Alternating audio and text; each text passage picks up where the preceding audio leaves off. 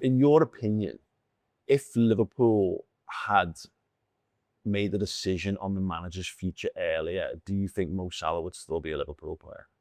I don't think it was a battle between Salah and Slot.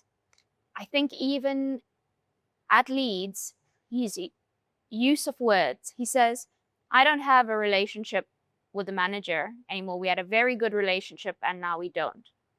Someone, he could have carried on. He could have said, the coach doesn't want me or the manager doesn't want me anymore.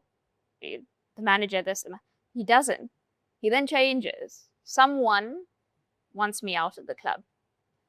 And I think that is striking. And what we have to, and what the book details, is that at that time, there were conversations happening between Richard Hughes and Rami Abbas as to how the season was unfolding at that point, but also why there's not been, like, what is the use of, what's the point of keeping him if you're going to completely reduce his output, thus his impact. You're not giving him a high volume of shots anymore, all these things.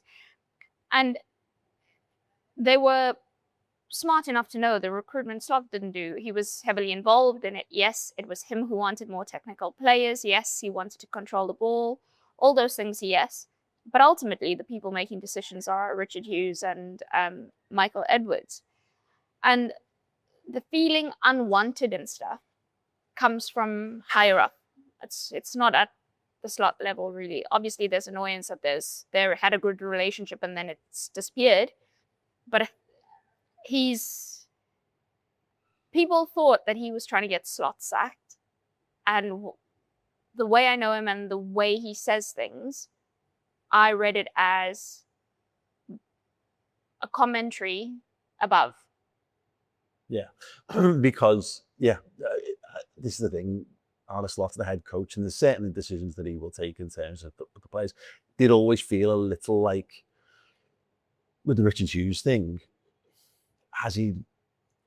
He's there in that first press conference with Slot, but then almost seems to melt into the background, and it does feel a little bit like, kind of like maybe Slot was told, "There's a problem. You're almost going to have to be. You're going to have to manage it." Yeah, that is exactly that. They knew that they wanted to replace Salah's output because there was which is smart planning. Yes. Liverpool as a football club needs to do what's right for Liverpool. Absolutely. They knew they were going to replace Salah's output and they knew they were keeping Salah on. So how do you have both at the same time and make it effective? And also, he's the highest paid player at the club.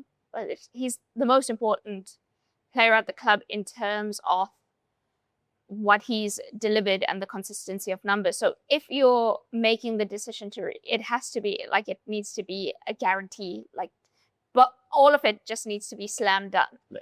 Because ultimately you're creating an uncomfortable dynamic and you're telling the head coach that he has to now deal with the uncomfortable dynamic. And the priority and the preference there is always going to spend so much money here. You've got to make this work. Yeah. Do you think it was, in that regard then, there's a little, was it naivety perhaps on the part of Richard Hughes into Arne Slot that this would just be a seamless transition and Mo would be able to just prop this thing up as it went along? Or was there a sense of, well, tough shit, we've done this and we kind of know it's going to come to an end for Salah at any point, and so there's maybe slightly more, this might lead to the being thrown under the bus. There's a sense of Salah being that extraordinary that he'll just still, if we struggle a bit, he'll still get the goals and the assists. And I think there was the idea of, okay, we know this is future. There's the output there, what we bought, but we can still have Salah here in case Isak gets injured, in case. But then at the start, when you've got this of like, how are you trying to make it work, or so you're sacrificing Salah essentially by moving him further back, but you've not, like I said, explained the change in his responsibilities and goals, because the others are not delivering either. So you kind of have to have the responsibility still on him when he doesn't have the tactical ability to do it. Yeah. So I think it was part that, and also part he will get frustrated and we can get a January move.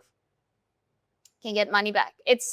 Listen, and again, it's not like that's an evil thing or whatever. It's the club thinking what is best in our interests. If we can get money for Salah in January, because there's always going to be like Saudi and other clubs wanting him, then that works. And I think the way it ends is it just Salah wants it to be on his terms, doesn't feel like he belongs, so cut the contract. And not the whole, it comes the end of the season, we want a transfer fee, we want this, we want that. So I think in both ways, for what he'd given to the club, they'd agree, okay, we'll just let you go and start your new chapter. But to get to the start, I don't think it was a purely Slot thing. Yeah.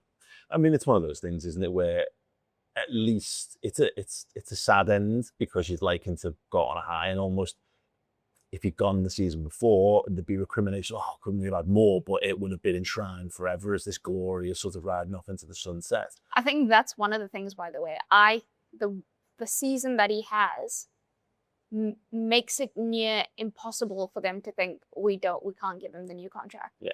Can you imagine the fan reaction had Salah not gotten a new contract after that season and after everything he's contributed in all that time? But look at their history, really. Firmino, Mane, the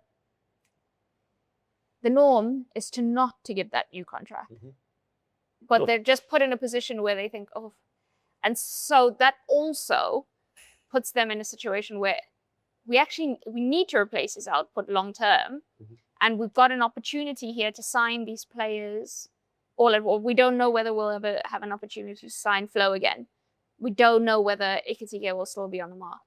So it's all like, pressure, and they do it, and it doesn't work out, which is sad. But ultimately, I think, hopefully now, he's got all the things that he wanted when he left. And this is another interesting thing. I've seen a lot of stuff on socials where it's like, haha, Salah thought his ego was too big, and he thought when he left Liverpool, he'd get a Juve or a Barca That's not the reason why he left. He didn't leave Liverpool because he thought, I'm bigger than you, I can get a big move. He didn't feel like he was wanted anymore, and he didn't feel like the club thought he could play a significant part in contributing to success. And where he's gone, is he wanted and feeling loved? Have you seen the reaction already? He will have a leading role to contribute. And if he wins there, imagine.